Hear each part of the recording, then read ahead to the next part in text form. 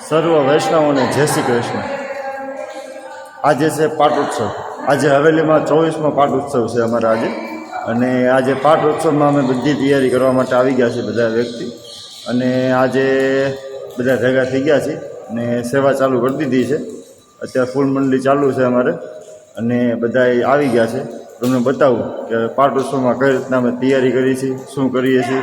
ચાલો જો આ રીતના બધી પાટોત્સવની તૈયારી કરી, લાઇટિંગ ગોઠવ બધી જગ્યાએ અને માઇકનું ટેસ્ટિંગ હાલે છે અત્યારે।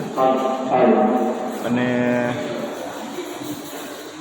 ચાલુ કર્યું છે બધું સજાવટ અને ફૂલ મંડળીવાળા બહેનો આવી ગયા છે। આ બધા કીર્તનિયાઓ આવી ગયા છે, બધા બહાર ગામથી અમારે અમરાપરથી ને એમ બધે અલગ અલગ જગ્યાએથી કીર્તનવાળા ગાયવાળા આવ્યા છે।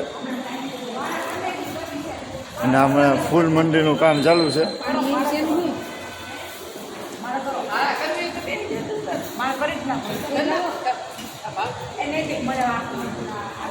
આ રીતના ફૂલ મંડળીનું કામ ચાલુ છે અમારું।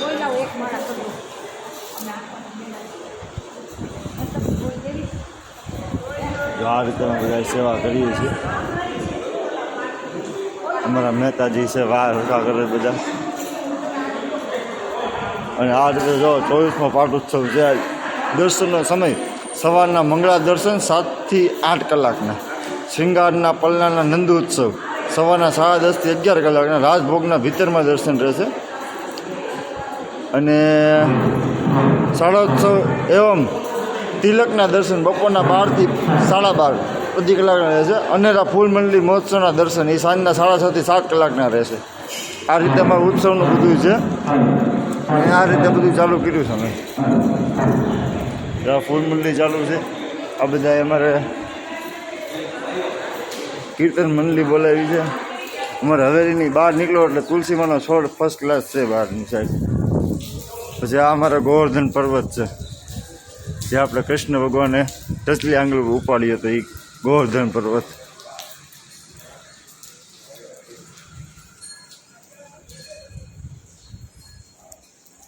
આ રીતે ગોવર્ધન પર્વત છે।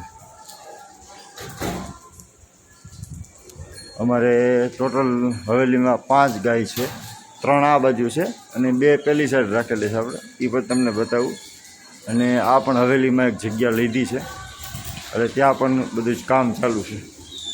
આ 3 ગાય છે અને તમને બતાવું। પેલી બાજુ 2 ગાય પેલી બાજુ છે અને હવેલીનું આ રીતનું છે આખું અમારી હવેલી।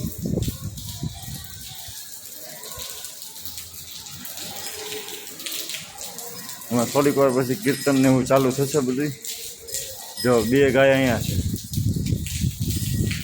એક ગાય મોટી ને એક ગાય નાની, ટોટલ 5 ગાય છે હવેલીમાં। આ અમારો સત્સંગ હોલ છે।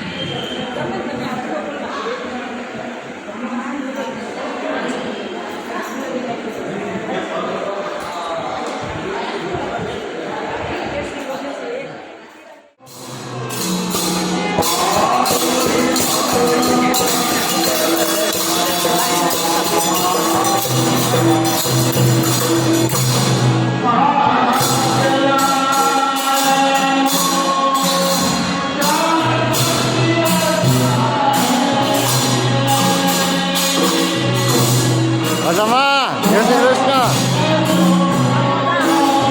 વજન લેવાનું છે આપણે।